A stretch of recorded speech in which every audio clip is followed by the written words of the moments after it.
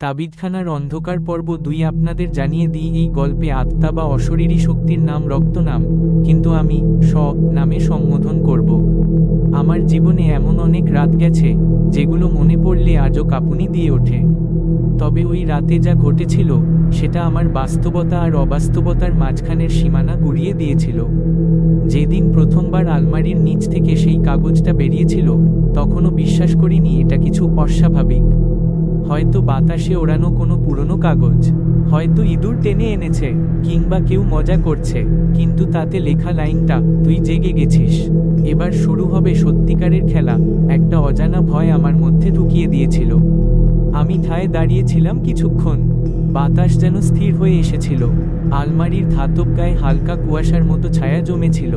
মনে হচ্ছিল কেউ আমার দিকে তাকিয়ে আছে। চুপচাপ, ধৈর্য ধরে আমি কাগজটা জামার পকেটে ঢুকিয়ে ধীরে ধীরে ঘর থেকে বেরিয়ে এলাম। রান্নাঘরে মা তখন চা বানাচ্ছিলেন। আমি পেছনে থেকে বললাম, মা, তুমি কি এই আলমারিটা আগে দেখেছো? মা প্রথমে কিছু বললেন না, তারপর ধীরে ঘুরে দাঁড়িয়ে বললেন, দেখেছি, ওটা তো ঘরে থাকেই অনেক আগে থেকে, বাড়ির মালিকও কিছু বলেনি। আমি কিছু বলতে যাচ্ছিলাম, এমন সময় মা জিজ্ঞেস করলেন, আলমারির দরজা খুলেছিস নাকি? আমি মাথা নাড়ালাম। মা শুধু বললেন, ভালো করেছিস, কখনো খুলিস না। আমি জিজ্ঞেস করলাম, কেন? মা এবার একটু হেসে বললেন, সব জিনিস না জানলেও চলে, কিছু জিনিস শুধু দূরে থাকলেই ভালো হয়। পরদিন দুপুরে স্কুল থেকে ফিরেই আমি গুগল করলাম, পুরনো তাবিজের চিহ্ন, আলমারিতে লুকানো আত্মা, তাবিজে লেখা নাম। বেশ কিছু পুরনো বাংলা ব্লগ আর ইউটিউব ভিডিও পেলাম। এক জায়গায় লেখা ছিল, অনেক পুরনো কবিরাজরা তাবিজ বানানোর সময় আত্মার সাহায্য নিতেন। এই তাবিজগুলোতে কারো নাম লিখে রেখে আত্মাকে বেঁধে রাখা হতো। সেগুলো সাধারণত পিতলের আলমারিতে সঞ্চিত থাকত। আমার পায়ের নিচ থেকে যেন মাটি সরে গেল। ওই আলমারিটা কাঠের হলেও এর গায়ে কিছু পিতলের পাত লেগে আছে, যেটা আমি আগে খেয়াল করিনি। সেদিন রাতেই আমি কিছু করার সিদ্ধান্ত নিলাম। ঘরের সবাই ঘুমিয়ে যাওয়ার পর আমি আবার আলমারির নিচে উকি দিলাম।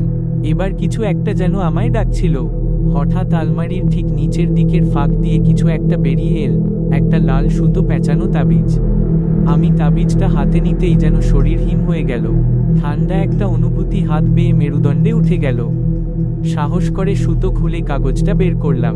তাতে লেখা, রাশিদা বেগম। নামটা দেখে বুক কেঁপে উঠল। এই নাম আমি শুনেছি, আমার মায়ের খালার নাম ছিল এটা। ছোটবেলায় একবার মা বলেছিল, তার খালা নাকি হঠাৎ নিখোঁজ হয়ে গিয়েছিল। এরপর আর খোঁজ মেলেনি। আমি কাগজটা নিয়ে মায়ের ঘরে ঢুকলাম।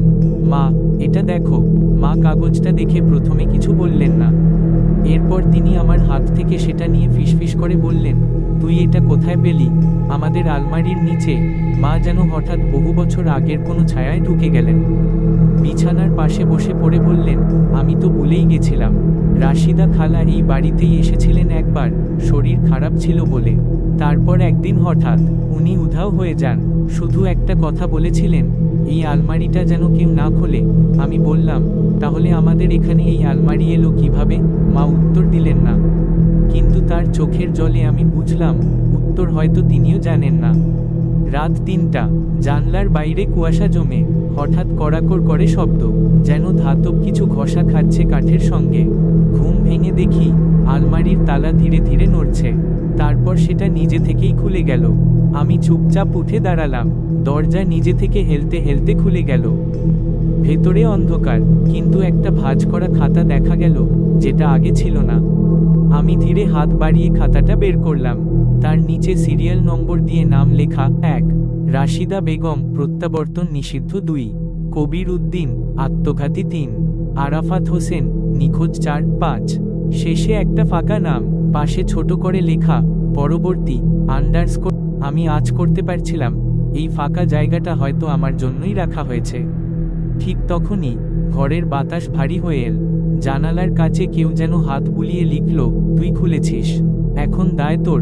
কোনো আওয়াজ নেই, তবুও মনে হলো কেউ আমার কানের কাছে ফিসফিস করছে, তোর রক্ত লাগবে শেষ খোলার জন্য। তারপরে সেও ফিরে আসবে, যাকে ওরা আটকে রেখেছিল। আমি জানি না সে কে, রাশিদা খালা নাকি অন্য কেউ, কিন্তু আমি এখন থেমে যেতে পারছি না। এই আলমারির রহস্যের কেন্দ্রে আছে একটা প্রাচীন অভিশাপ, যেটা ধীরে ধীরে আমাকে গ্রাস করছে। চলবে।